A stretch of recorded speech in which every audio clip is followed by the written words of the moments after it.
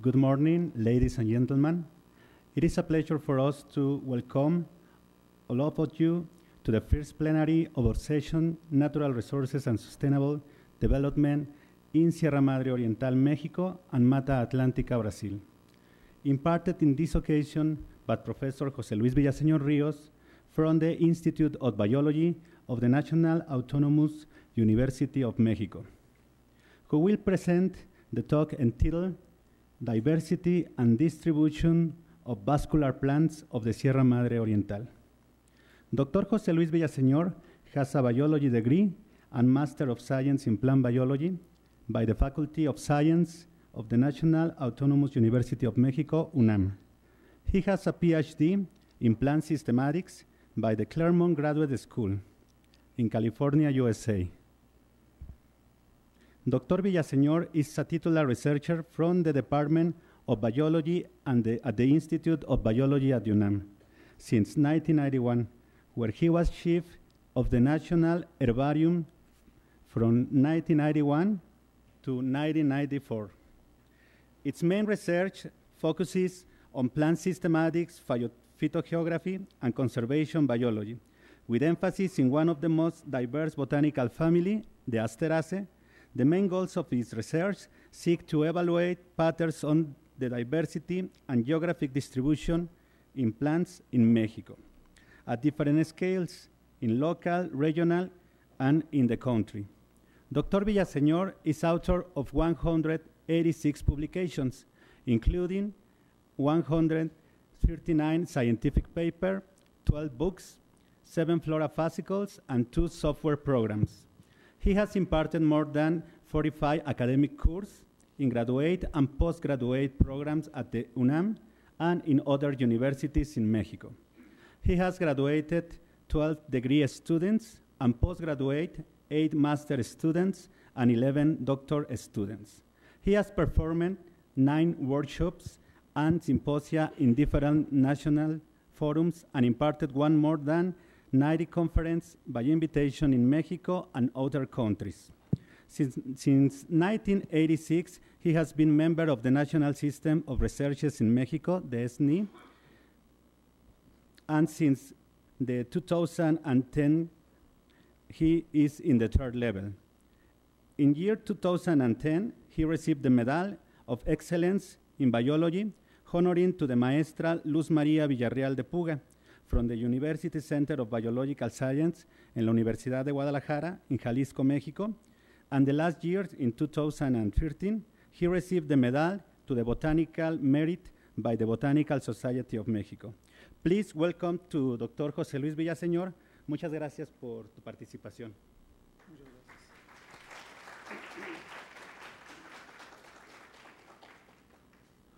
Muy buenos días. Yo agradezco mucho la invitación, siempre es un placer estar aquí. Pensé que nada más iban a haber 4 personas siendo tan temprano, veo que hay más madrugadores, qué bueno. Estoy en un dilema, no sé si dar la plática, me la pidieron en inglés, pero veo que la mayoría es colega mexicano, entonces prefiero darla en español. ¿Sí?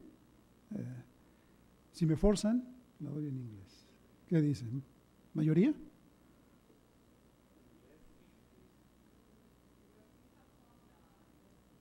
But majority is no problem? Hmm? Yeah? Okay. Well, I was invited to give the speech about the floristic richness and distribution of the vascular plant species in the Sierra Madre Oriental. I want to address only 3 questions. The first one is, how many species are there in the Sierra Madre Oriental? The second, quickly, is to say which are the families and genera more specious in the Sierra, and finally, how they distribute in this mountain range.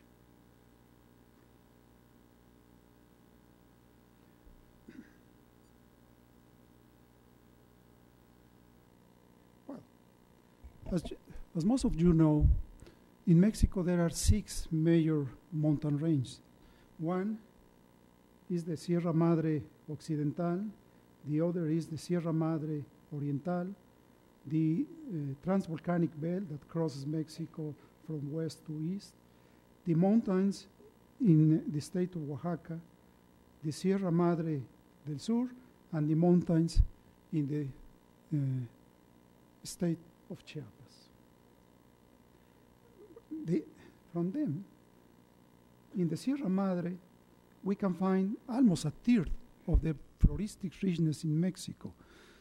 At this moment, we have counted 23,000 about species in the total flora of Mexico, and in the Sierra Madre, a little bit more than 7,000 species. Well, as I mentioned, I will start with the floristic scenario. And these are the main mountain ranges in Mexico. In Chiapas, we can divide the mountain range in what is called the highlands in Chiapas and the Sierra Madre de Chiapas, which divides the ranges of Chiapas in two. And you can see the floristic richness recorded at this moment in each of these mountain ranges. The Sierra Madre Oriental outstands as the first more richest area. In second place is the transvolcanic belt, but most of these species are shared, especially in the zone of confluence of these two main ranges. This number has to include 448 species that are exotics. So this is native numbers, native species only numbers. It's interesting because once that we summarize this, I was thinking always that the Sierra Madre Occidental and the Sierra Madre del Sur were the most richest areas in Mexico. But no, at this moment, the Sierra Madre Oriental is revealing as the more specious area in Mexico. Well, it's not surprising that the distribution, the taxonomic distribution of this floristic richness is the same as in many other parts, being the more dominant, the flowering part, the flowering plants, with more than 6,000 species. It's not so rich in gymnosperms, but also is not so rich as we have expected in ferns. One interesting point is that for each family there are about 30 species. The Sierra has one of the richest species per family relations in all Mexico, and 4 species per genus. Mm-hmm.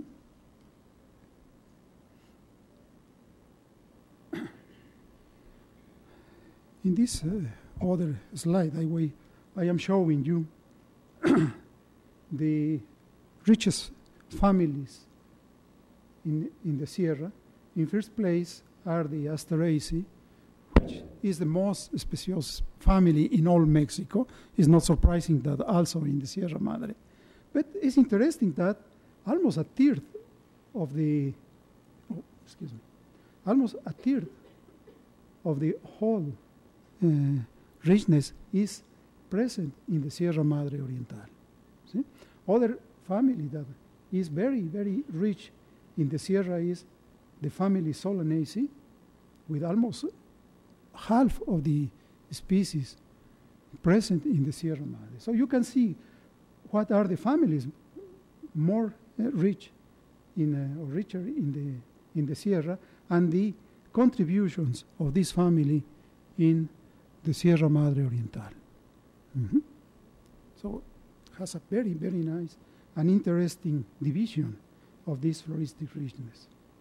But for me, that I am more interested in the biogeographical patterns, is more interesting this slide. where we can see the endemic portion of the Sierra Madre Oriental.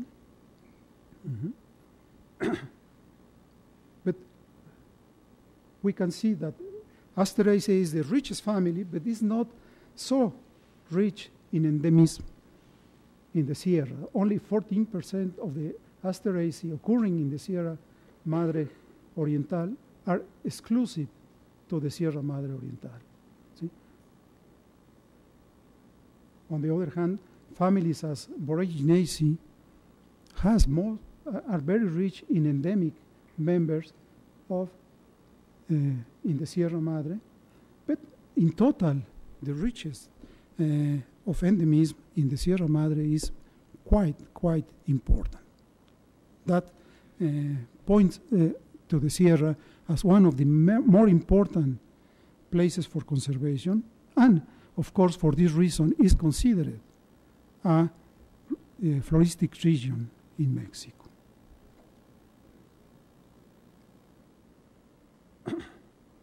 On the other hand, these are the richest genera. Maybe for many of you don't say anything, the name, but the Quercus is the family of the encinos, the encinos.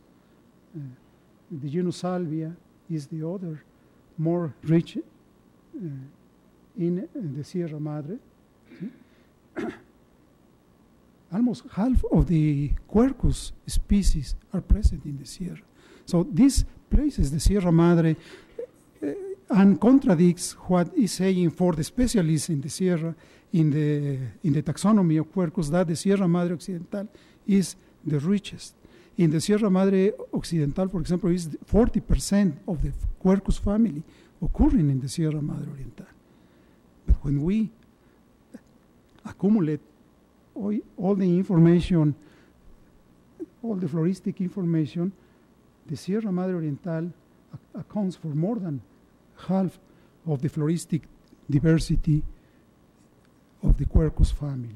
Another important family, the Quercus, another important genus is this grass genus Muhlenbergia that has almost also, or Solanum, the Solanaceae was one of the most important, also the genus Solanum, the tomato family, has diversified very importantly in this. And in this column, you can see the total species in Mexico and the percentage that is occurring in the Sierra Madre Oriental. If we compare, on the other hand, the endemic genera, the genera that has, the most important genera, the important species, endemic species, in first place we can see that the genus Verbesina in the Asteraceae family has the richest number of species, 11, but the percentage of contribution is not so high. Only 8% of the genus Verbesina, the endemism, is present. Whereas, for example, the genus Ceratosamia in the Samiaceae, a gymnosperm, has a very important percentage of endemism in the Sierra Madre. So Ceratosamia has one of the most important diversification places in the Sierra Madre Oriental. No? Also important is the genus Pinguicola in the Sierra Madre. So we can see patterns very interesting, that there are genera that account for many species, not so many endemic species. We can, on the other hand, we find many genera with a richest number of endemic species, but not contributing so high in total number of species. This is important for conservation purposes because we are always saying that there is an important correlation between endemism and floristic richness. When we analyze these patterns, for example, at national level, we find this relationship, that there is an important and very significant relationship between the richness and endemism. But as we can see, when we analyze regions in particular, this is breakdown. So the relationships between floristic richness and endemism is not. The message is, if we want to preserve endemism, the strategy has to be in one direction, but if we want to conserve the total diversity, we have to handle different management systems of information, which is very, very important to consider. Mm-hmm.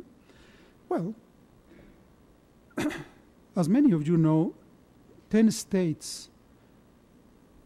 political states in Mexico include surface of the Sierra Madre. These are the states that has surface including in the mountain range, and you can see the floristic richness recorded for each state. We can identify immediately also very interesting patterns. For example, we can see that the states with the richest with the greatest floristic richness in the Sierra Madre Oriental is, for example, Veracruz. Veracruz is first place in total number of species recorded in the Sierra Madre. So, in second place is the state of Hidalgo, and in third is the state of Puebla. What we can see is that the richest floristic area is in the southern part of the Sierra Madre. But if we see the total endemism, the species endemic to Mexico, we can see that Veracruz is not contributing to many of these endemisms. In first place is the state of Hidalgo, which is second in floristic richness, in total floristic richness. In second is Querétaro, and third is San Luis Potosí. If we place along the Sierra Madre these states, we can see that the Mexican endemism in the Sierra Madre is more or less in the central part of the Sierra Madre Oriental. But where is the endemic exclusive to the Sierra Madre? Is the species known only in the Sierra Madre. In first place is the state of Nuevo León. In second place is the state of Coahuila, and in third place is the state of Tamaulipas. The strict endemism of the Sierra Madre is located in the northernmost part of the Sierra. So we are identifying three different patterns: total floristic richness in the south, endemism, Mexican endemism in the middle, and strict Sierra Madre endemism in the northern part. Again, if we want to make conservation programs in this Sierra, we have to consider these patterns of information if we want to make conservation strategy for each group of these. And the final column indicates the number of endemic species to the Sierra Madre, but also exclusive to the state. And we can see that Nuevo León is very rich and strict endemism. In second place is Coahuila, and Tamaulipas in third. But for example, San Luis Potosí has 26 endemic species in the part that correspond to the Sierra Madre Oriental. Where are they? Are they well preserved? We have to know all these questions. I will not discuss anything about this. Well, this is the floristic scenario that shows us very interesting patterns. Let's talk a little bit about the biogeographical scenario that we can sum up from these figures. Well, this slide is only to show you in this part of the table, you can see the number of species shared by each of these main mountain ranges in Mexico. We can see, for example, that the Sierra Madre share 2,620 species with the Sierra Madre del Sur, or I cannot see from the side, but well, you can see how many species are shared among all these mountain ranges. And the red part is the Simpson similarity coefficient. You can see the simple formula for calculate this. We are interested not in other than see if how many of these areas can be a subsample of each the other. This is the information that we can get from, for example, this formula. And we can see that many of these mountain ranges share species. I mean, they are subsamples in some way, each one from the other. But perhaps it's more clear when we translate this slide to this kind of figures where we can see, for example, that the highest similarity, floristic similarity, is between the two mountain ranges in Chiapas, the highlands of Chiapas and the Sierra Madre of Chiapas. Then the highlands of Chiapas links to the mountains of Oaxaca. The close geographical affinity, well, explains many of these patterns. But it's interesting that both the Sierra Madre Oriental and the Sierra Madre Occidental are separated as floristic entities that, yes, share a lot of species with all the other mountain ranges, but also has many individualities that place them as mountain ranges with particular floristic composition.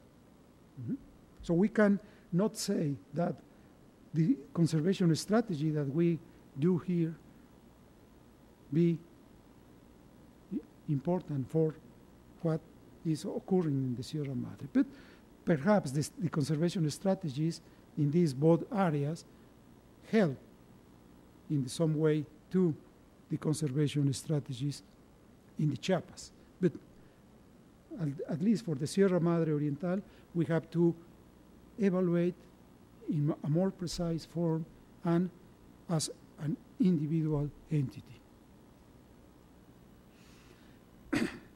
Well, but to handle more than 7,000 species is quite difficult. It's not easy.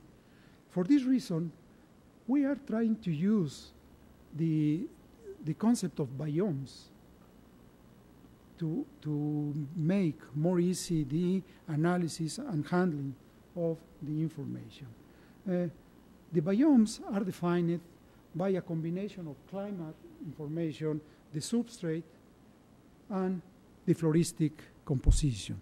So when we evaluate especially these three components, we can identify what is known as plant formations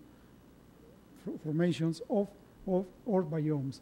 And we are identifying in Mexico 5 main biomes: the seasonally forest, the humid mountain forest, the temperate forest, the tropical humid forest, and the scrubland, the xerophytic scrubland. When it's my time, please somebody rise, because I don't know if. And you can see the figures that we have identified for each biome in all Mexico. The first figure is the total number of species, and the second one is the endemic species for each biome. All this information you can consult in internet in this publication. This is the map translated in the 5 major biomes. And perhaps I don't need the microphone. Do you hear me well? Okay. And these are the figures. Okay, because I am inside. You can see the floristic richness in the states that compose the Sierra Madre divided by these biomes. You can see, for example, that the scrubland, the xerophytic scrubland, is richest in the state of Coahuila, whereas the temperate forest in the Sierra Madre have the more important richness in the state of Nuevo León, but the humid montane forest, the tropical montane forest, and the seasonal forest is more rich in Veracruz than in other states. Well, again, we can see patterns that the tropical elements that is included in the humid montane forest, the tropical humid forest, and the seasonal forest, which are composed mostly for tropical elements, are placed in the southern part of the Sierra, and the xerophytic elements are predominant in the northern part of the Sierra. Now, you can see the total surface that each biome includes in the Sierra Madre Oriental.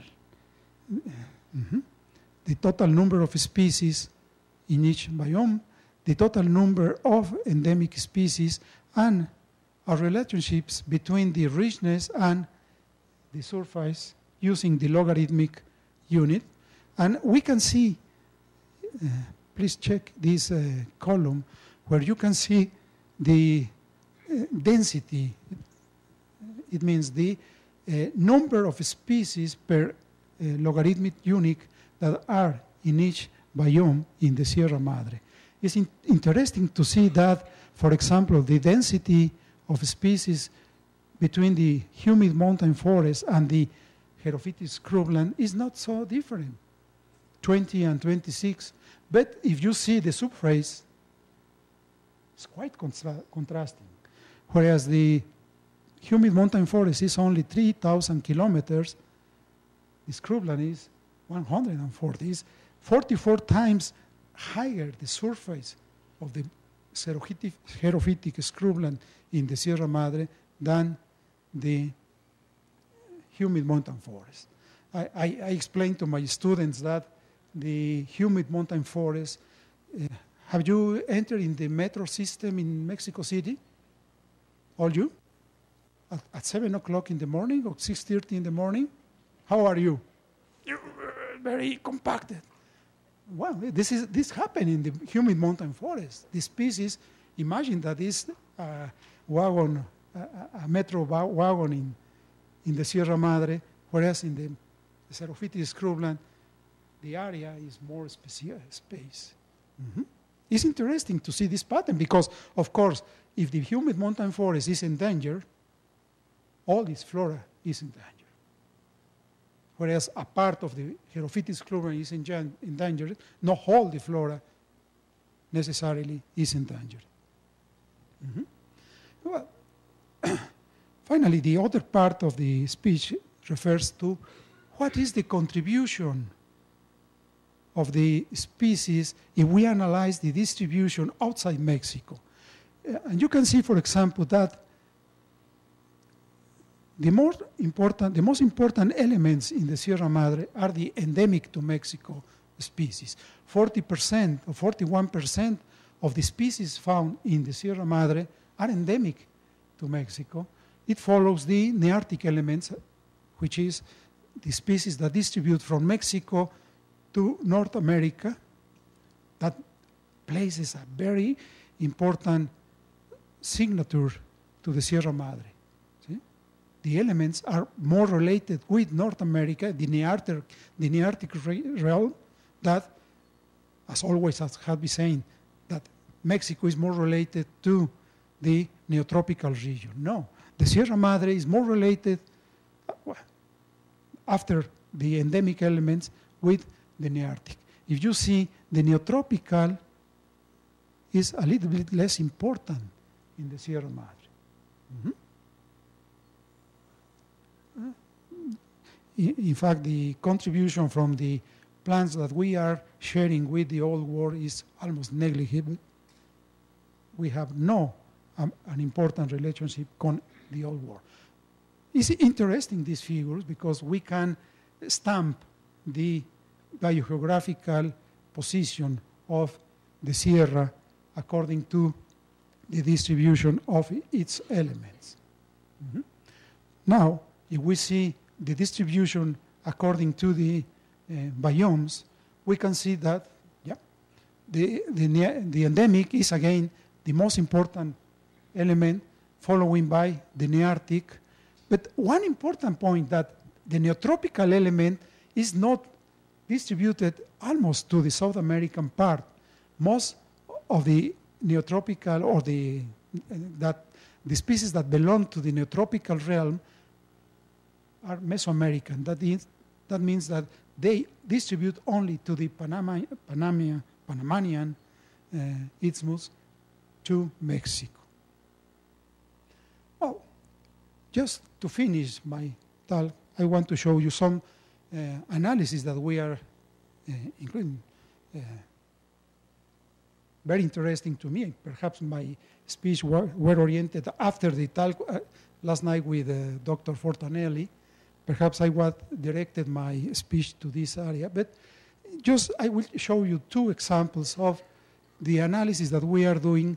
This is an interpolation using the geographical information systems, the technical called creaking, that indicates how distribute the floristic richness of the humid mountain forest, one of the most richest biomes in the Sierra Madre.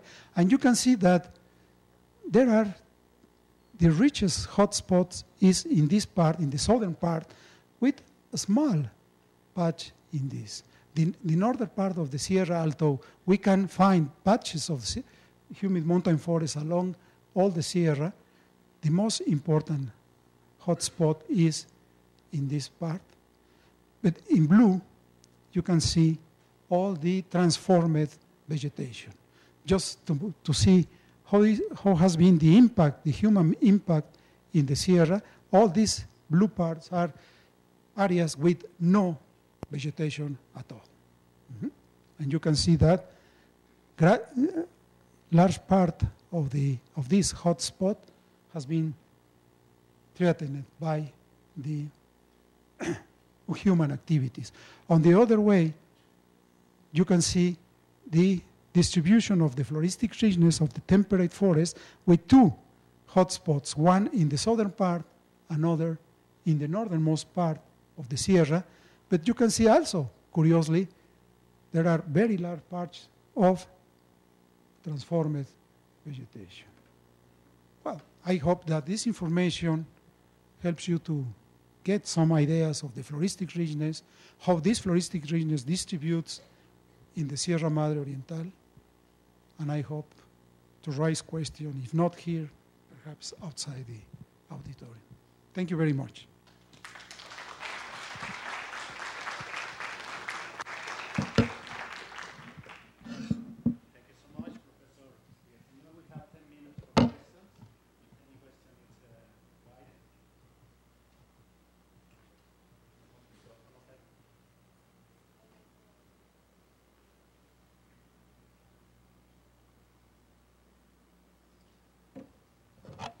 It's good to not have questions, so I can go happily to. Professor, thank you for your interesting exposition. Other aspect that can be useful is the historical biography, no? Because, for example, the relationship with the time as a major land of Sierra Madre Oriental, I remember that is the oldest part of the Mexico. And for example, in this moment, I saw the Ceratosamia, it's a Jurassic genus, is very, very important in this part of the Sierra, of the Sierra Madre Oriental. And I believe that this kind of analysis can be very, very important, not only for Sierra Madre Oriental, also for the all Mexico, no? Of course. We have published historical biogeographic aspects of the Sierra Madre Oriental. Even we have identified, for example, from a pan-geographical point of view, the nodes that characterize different parts of the Sierra Madre and transition zones between the areas of the Sierra. If you are interested, I can give you the references. Using the Asteraceae, which is my group of study, we have made historical biogeography in the Sierra Madre Oriental. But if you use endemic species, not only Asteraceae family, the conclusion can be the same, or for this historical biogeographical aspect, yes, the endemism, because we are trying to identify the endemic regions and use. But there are other studies that we are using all the flora to find not historical relationships, but floristic similarities between different areas. Depending on the question, you use the endemism or the total floristic richness.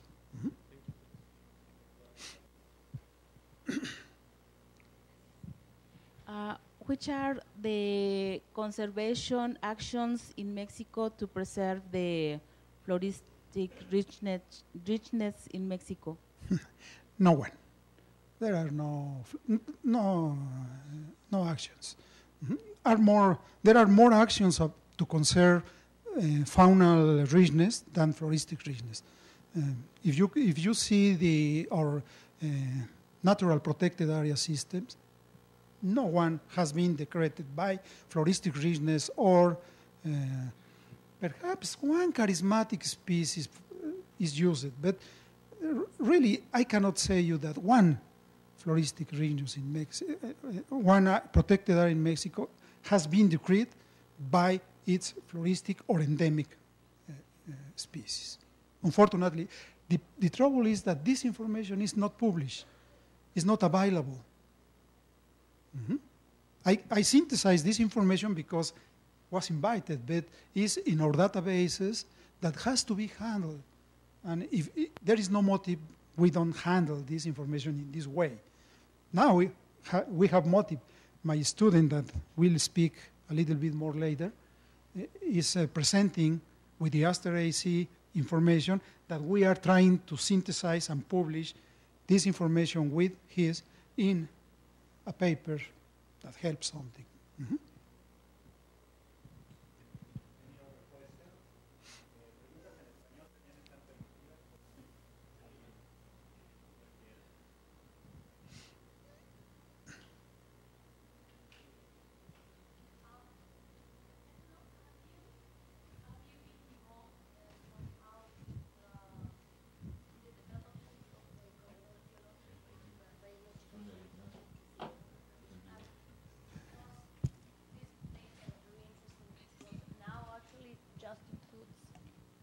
The corridor just includes 5 states, and it doesn't include the northern part. But according to this data, there is hotspots in the northern area that it is not been included. So it would be very interesting if you can share this data with the people. I believe it's a GIZ, and I think I can remember the Ministry of Environment. I think it's also involved in this development, because it would be good to involve other states that are very important from the floristic part. Because yes, most of the people working there are from fauna, the jaguar, it's very important there, but the floristic part is not. Well, no. The answer is no, I am not involved. It's hard to say, but the explanation is there is a profound divorce between the academic institution like mine, where I work, with the agencies engaged in charge of establishing all these priorities. So, with difficulty, they invite us, and as I mentioned, because this information is not so easy to analyze, it's in databases that we have in the university, for example. Here, perhaps they have very good information in their databases, but very, very difficult is that the agencies in charge of these conservation activities that have signed convenience or agreements outside Mexico be interested in our information. This is a tragedy in Mexico, perhaps in many other countries, especially in Latin America. So we say thanks to Dr. José Luis Villaseñor, a little present from the program and the symposium. Muchas gracias. Thank you.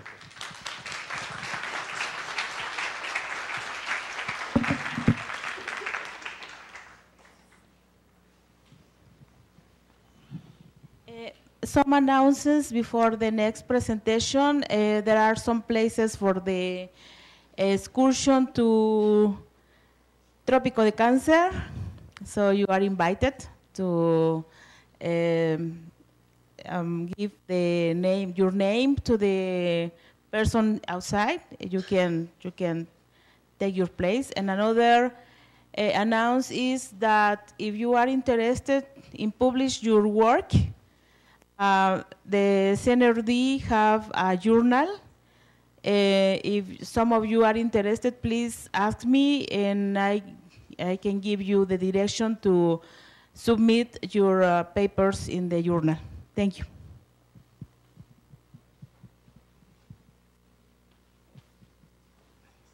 ¿Quieres usar este?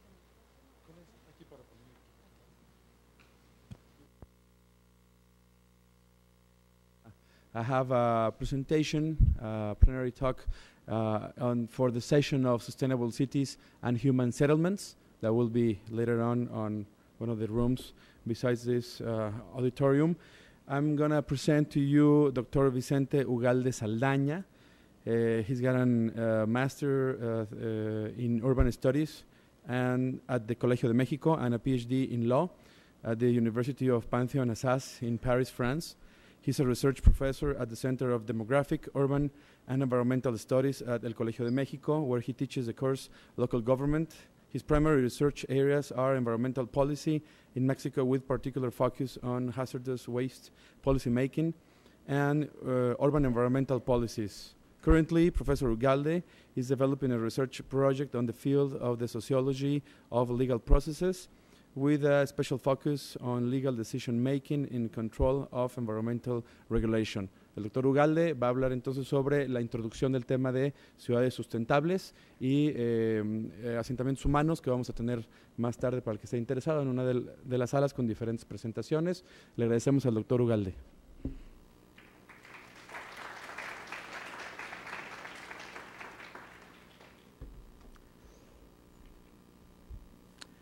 Good morning, everyone. First of all, I would like to thank the organizers, especially Marcos Algara and Marcela Lopez, to have invited me to this international conference. In the second place, I have to apologize because actually I will present my lecture in Spanish. However, I will present some slides in English in order to people who don't speak Spanish can follow the presentation. And in the end of the presentation, I will be happy if you want to discuss in Spanish or even in English some of the subjects which I will talk in this lecture. So I am very sorry and thank you for being here this morning. Cambio entonces de lengua. Yo voy a simplemente, lo que me gustaría hacer esta mañana es hacer un panorama general, que es a lo que me han invitado, a hacer un panorama general de algunos de los problemas que enfrentan las ciudades, pero no debo negar que en realidad estoy pensando también desde una perspectiva de los gobiernos de las ciudades, los problemas que enfrentan en una perspectiva de transitar hacia una ciudad sustentable, sea lo que sea que esto quiera decir, porque esa es otra discusión. Entonces, voy a tratar de hacer dibujar un panorama muy general. lo que esto representa para los gobiernos y al final en realidad lo que me gustaría dejar un poco esta mañana en la cabeza de todos nosotros es una reflexión a propósito de si el tamaño de los problemas corresponde con las herramientas de las que están dotados los gobiernos y que si ello no nos invitaría más bien a pensar o a repensar los objetivos o eso a lo que queremos transitar cuando hablamos de ciudades sustentables. Es decir, si en el fondo mi pregunta es si no deberíamos ser un poco menos ambiciosos o depositar menos expectativas en nuestros gobiernos y nuestras comunidades políticas cuando nos planteamos objetivos de las ciudades. Entonces, haciendo un panorama muy apresurado, es inevitable pasar desde luego por el factor demográfico. Entonces aquí esta gráfica lo único que pretende es recordar algo que todos sabemos y es cómo ha habido una dinámica demográfica que adquirió en las últimas décadas del siglo pasado justamente mucho dinamismo y que provocó que también que ya muy al final, gracias a una política muy voluntarista, una política demográfica a partir de los 80s, pues bajara un poco las tasas de fecundidad en el país, pero como quiera que sea, en 2010 llegamos a pasar los 110 millones de habitantes.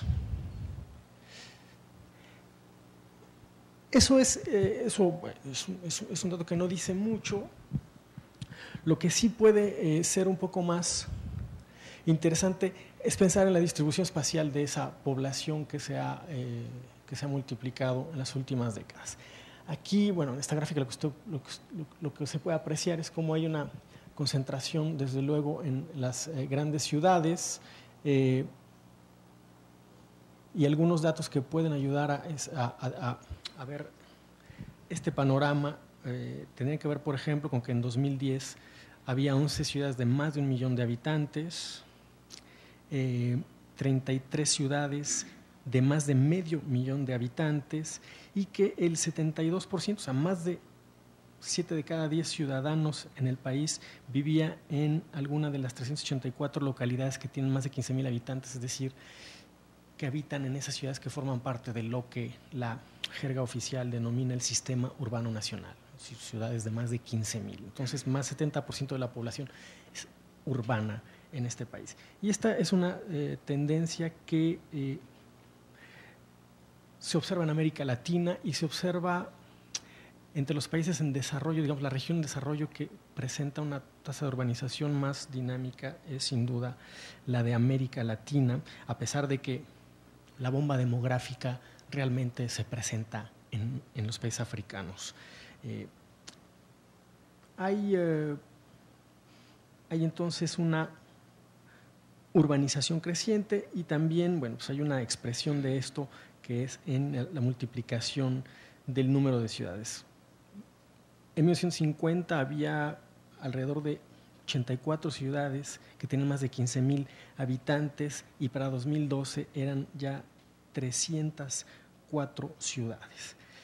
Y esto nos enseña, insisto, que no solo el país se urbanizó, sino que el país también se metropolizó, por decirlo de alguna forma, puesto que casi el 60% habita hoy en día en eso que se conoce como las zonas metropolitanas. Esto desde luego, bueno, pues estas son las zonas metropolitanas y su evolución a lo largo de las últimas cinco décadas. Este fenómeno, desde luego, que tiene aparejadas muchos problemas de índole social y de lo que tiene que ver con la suministro de servicios, etcétera, a lo que me voy a referir más adelante, pero un primer problema que a veces no es muy visible, pero que es muy dramático, es la relación que existe entre el crecimiento poblacional, del cual les venía mencionando, en las ciudades, con la expansión de las áreas urbanas. Entonces aquí solo por este cuadro lo único que intenta lo único que intenta mostrar es cómo hay zonas metropolitanas que si su población aumentó 1.42 veces, como es el caso de la zona metropolitana de la Ciudad de México, su superficie aumentó 3.57 veces. O la de San Luis Potosí, que aumentó en términos demográficos 2.2 veces la población. La superficie de la zona metropolitana aumentó casi 7,5 veces. ¿Y esto qué demuestra? Bueno, muestra que la concentración de poblaciones en las ciudades suponen ya ciertos problemas, pero además el hecho de que esa concentración se haga una ocupación desordenada del espacio, eso, en este caso muy expandido, eso ya representa problemas de otra índole.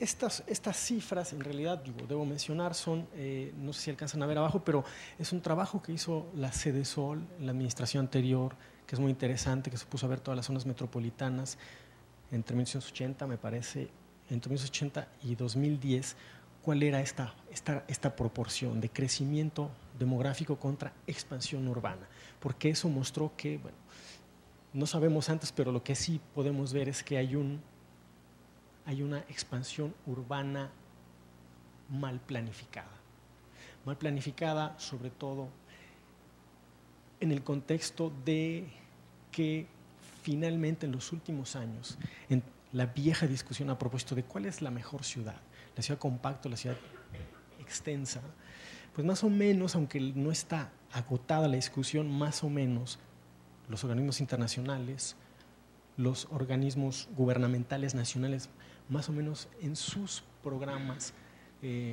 se ha vehiculado, se ha transmitido la idea de que la ciudad compacta es preferible a la ciudad dispersa. Entonces, digamos que lo que se observa, lo que se constata en la realidad es que sucede algo que es contrario a lo que aparentemente la discusión académica y de los organismos gubernamentales nacionales e internacionales está promoviendo como lo ideal. El trabajo está en línea, si lo quieren consultar. Yo quiero lanzar además, en este trabajo hay un dato que me ha interpelado mucho, y es que el ejemplo de todo lo malo de esto es la zona metropolitana de Río Verde, Ciudad Fernández, porque dice que a pesar de que su población de 80 a 2010 se multiplicó, qué sé yo, 3.5 veces, su área, su superficie se multiplicó más de 30 veces, lo cual parece muy extraño, pero en fin, es un dato que da la Secretaría. Esta es algunos ejemplos de una representación gráfica de este fenómeno. Como ustedes pueden ver, en ese verde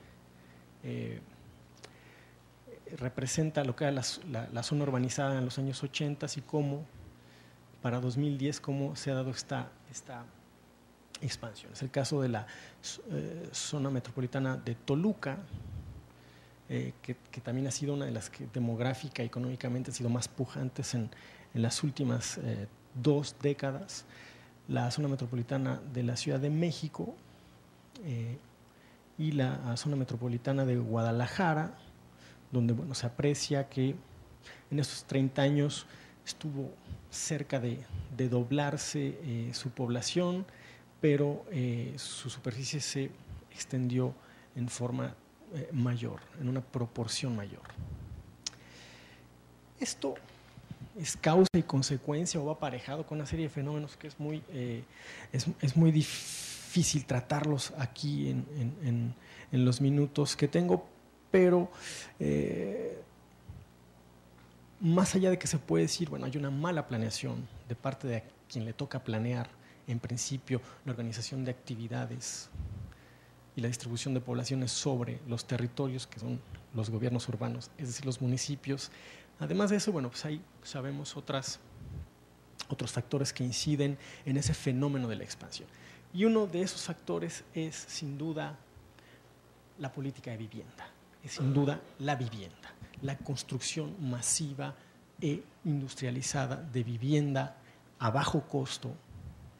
Y esto pues, ha tenido como consecuencia, bueno, lo que todos han visto cuando toman una carretera para salir de alguna ciudad, que es los grandes fraccionamientos o grandes conjuntos habitacionales que en promedio en el país tiene un tamaño de 3,000 viviendas que están en áreas periurbanas, en áreas alejadas a las concentraciones urbanas, a las ciudades propiamente dicho.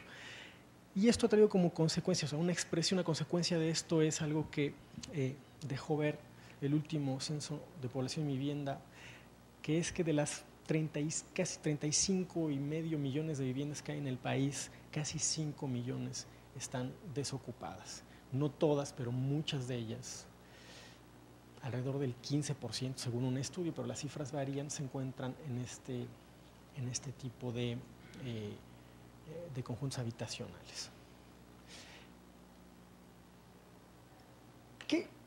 ¿Qué puede traer esa expansión un poco desorganizada o mucho desorganizada de las ciudades a la que contribuye una política de vivienda que está más pensada para generar cifras en las tablas de Producto Interno Bruto que en otra cosa, que está más pensada como una política crediticia, como un detonante de la actividad económica que en una lógica de construir ciudades habitables, trae muchas consecuencias? No solo trae la consecuencia de la expansión, no solo trae la consecuencia de que las ciudades tienen superficies más amplias, sino que para los habitantes trae consecuencias en términos de, entre otras muchas cosas, en términos de la movilidad y de los traslados que tienen que realizar para realizar sus actividades laborales, de educación o de esparcimiento. Entonces, esto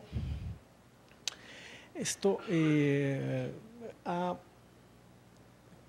acrecentado el interés pues, de mis colegas. Es un tema que desarrollan algunos de mis colegas en el Centro de Estudios Demográficos Urbanos y Ambientales sobre las formas como se trasladan las personas en este contexto de ciudades expansivas o expandidas.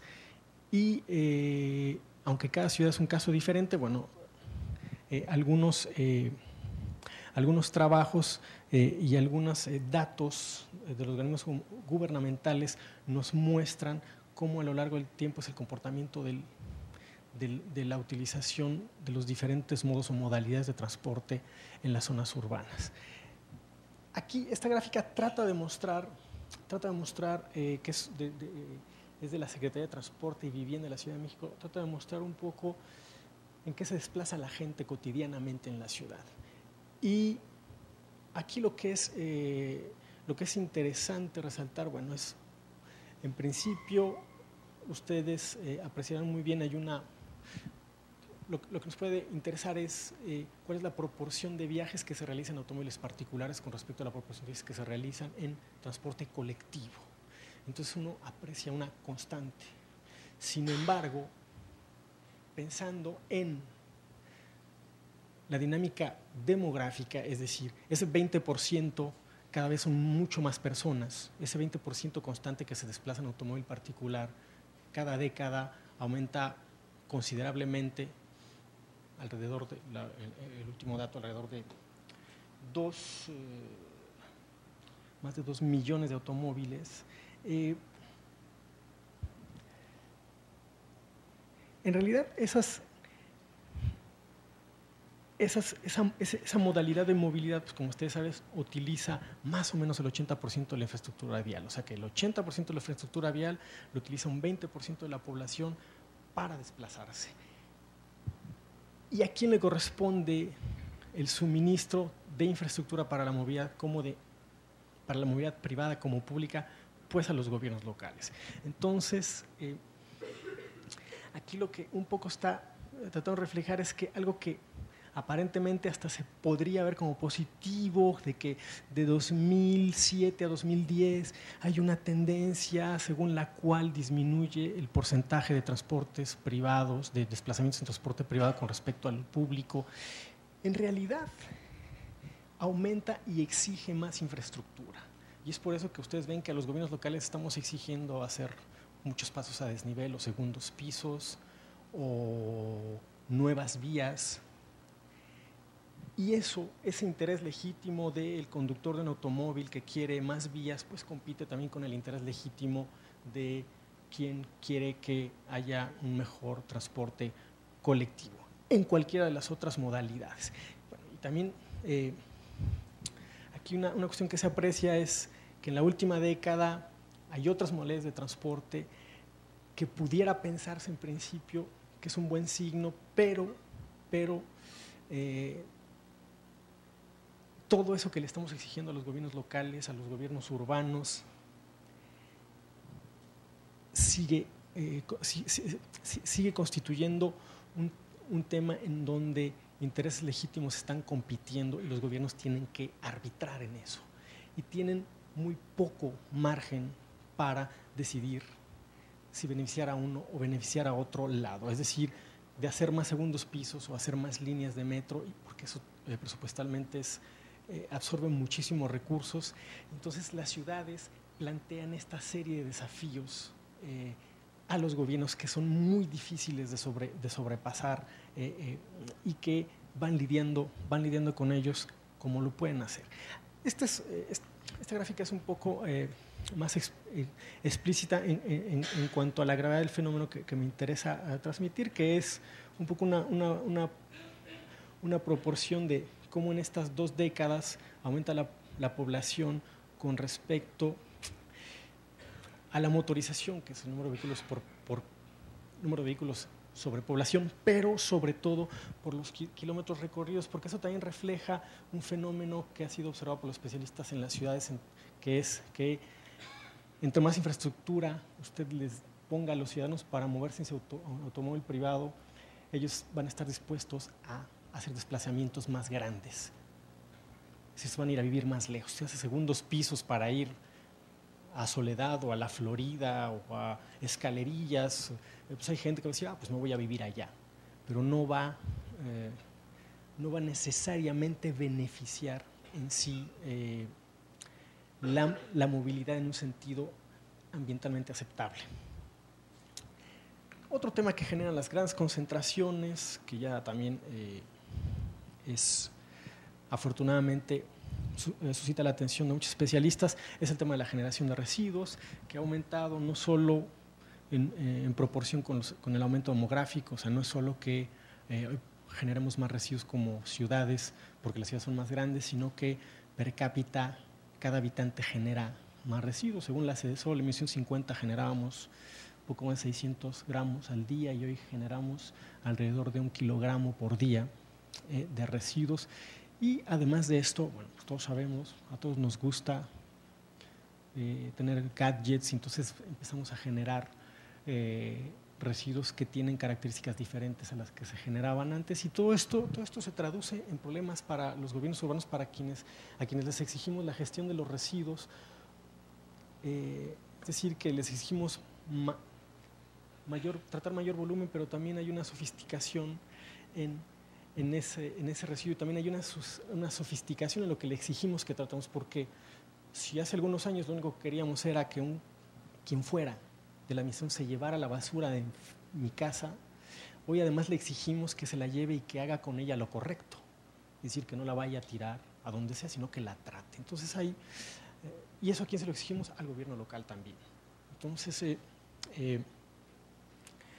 aquí no es tan, la gráfica no muestra un aumento desproporcionado en todas las ciudades, pero hay algunas ciudades donde sí la cantidad de residuos ha aumentado considerablemente, seguramente porque está relacionado con el aumento de la población, pero en todo caso estas cifras, insisto, esconden también que hay una diversificación de los residuos y de las sustancias que van ahí revueltas. En México es un país en donde apenas solo en 2009 se realizó un inventario nacional de sustancias químicas.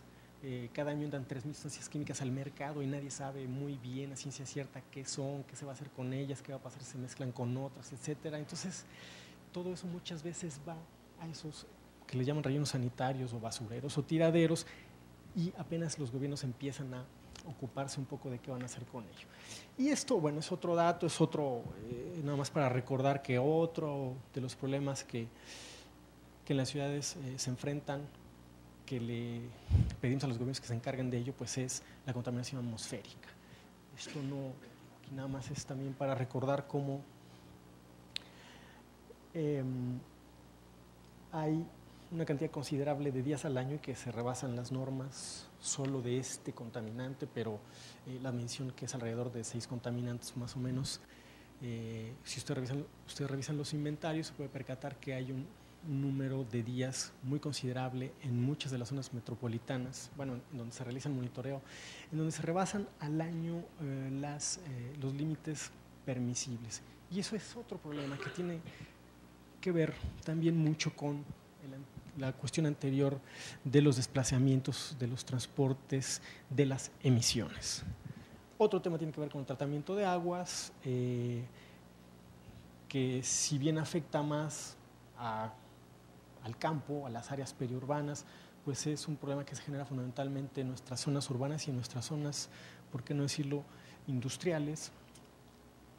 Y la exigencia hacia nuestros gobiernos pues es la de tratar las aguas, y entonces aquí vemos que hay un rezago muy considerable, a pesar de que hoy se ha rebasado, según las cifras oficiales, se ha rebasado la capacidad para tratar aguas, que no quiere decir que se utilice. Si hoy tenemos capacidad para tratar el 40% de nuestras descargas, no quiere decir que se utilice, porque muchos municipios, como ustedes saben, inauguran sus plantas de tratamiento y al recibir el primer recibo de Comisión Federal de Electricidad, que es generalmente alto por el alto consumo de las plantas, pues deciden apagarlas. Pero bueno, en todo caso hay también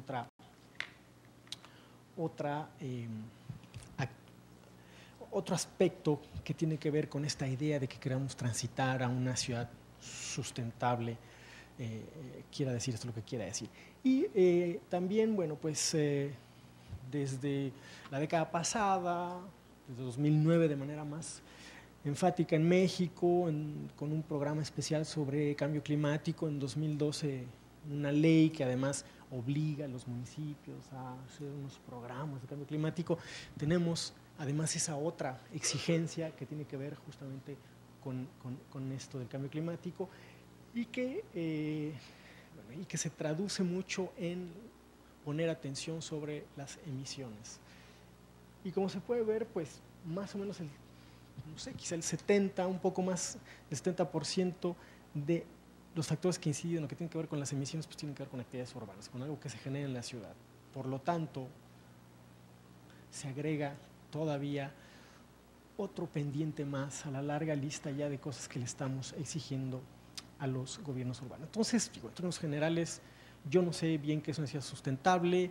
Yo he escrito un poco sobre eso, más bien para cuestionar este término que, bueno, pues que ustedes saben, se banalizó un poco, fue un poco víctima de su éxito, sustentabilidad, en la boca de todos los políticos, de todas las entrevistas, de todos los programas públicos, en todas las leyes. Hay leyes que repiten decenas de veces la palabra sustentabilidad y todavía no sabemos, bueno, yo no sé muy bien qué es, a pesar de que hay muchos documentos de organismos internacionales que lo tratan, pero bueno, pero más o menos algo que, o sea, un conjunto de ideas que suelen ser etiquetadas no por mí, sino yo me puse a revisar documentos de organismos internacionales, más o menos de lo que se refiere pues es a estos aspectos: limitar esa expansión urbana, reciclar el uso del suelo, es decir, tratar de evitar esos superficies que no se utilizan, que quedan un poco como vacantes en el interior de las áreas urbanas, promover una compatibilidad de diferentes usos para disminuir la movilidad, por ejemplo, reducir las necesidades de movilidad, no es reducir la movilidad de manera autoritaria, sino hacer de tal suerte que la gente tenga menos necesidades de trasladarse, optimizar el uso de la infraestructura, de la vial, por ejemplo, pero no solo.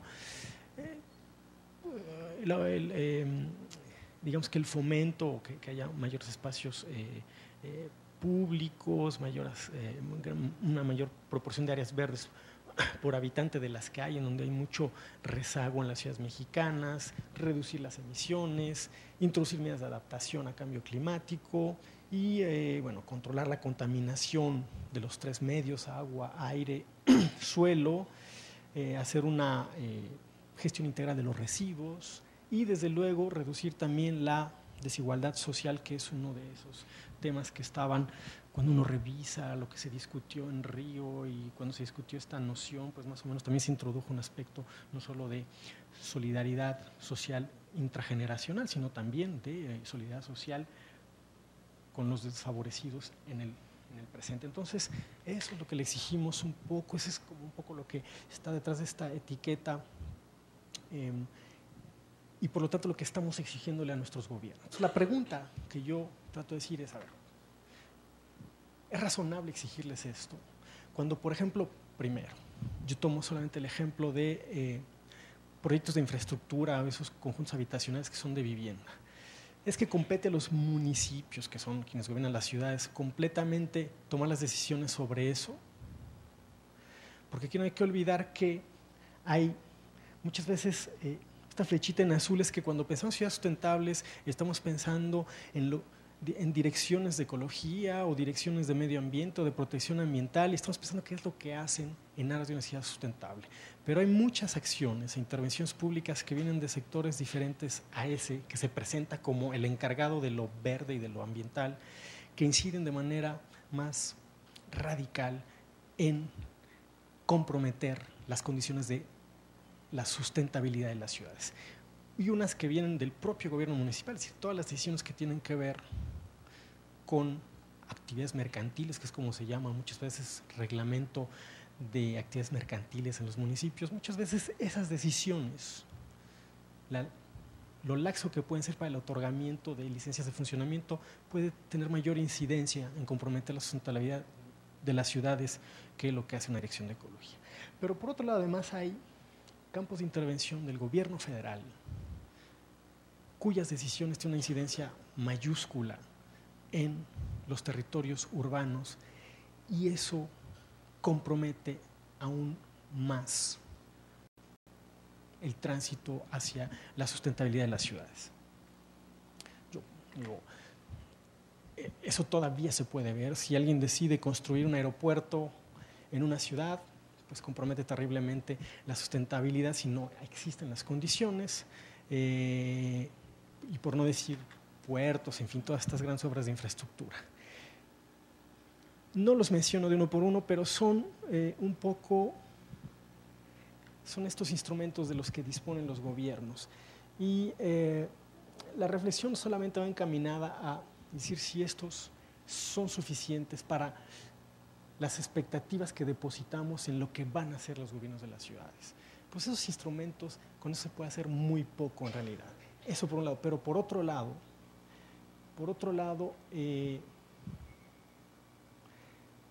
además, en el escenario de que los instrumentos de los gobiernos urbanos fueran utilizados de manera adecuada, eso sería insuficiente porque muchas, insisto, de las decisiones que inciden de manera más enfática en comprometer la sustentabilidad de las ciudades son decisiones que tienen que ver con el gobierno federal.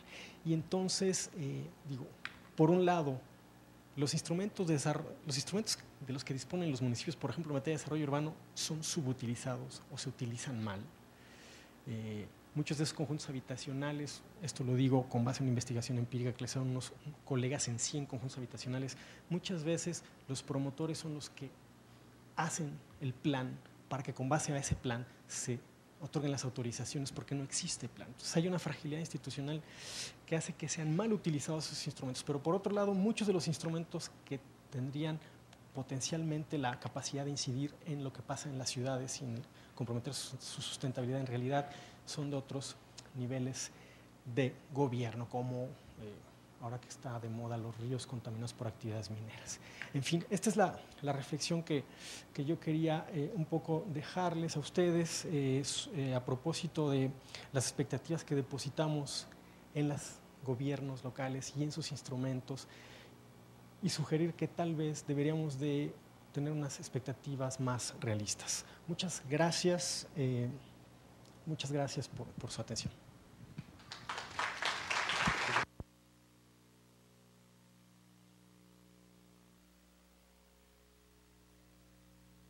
Ugalde, si quieren preguntar en español, en inglés, en alemán, en alemán no, Johannes, porque luego ahí en francés dice que sí.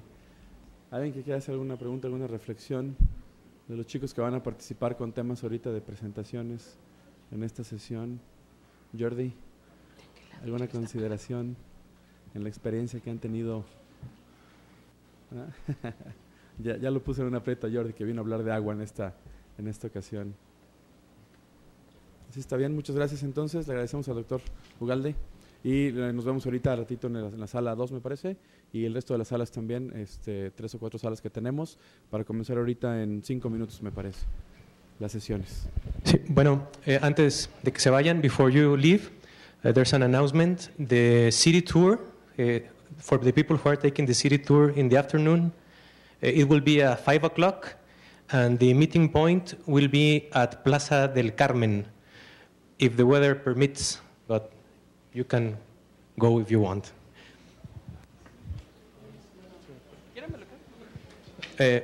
Plaza del Carmen, I think in your map, the city map that they gave you, is located there. It's close to the cathedral.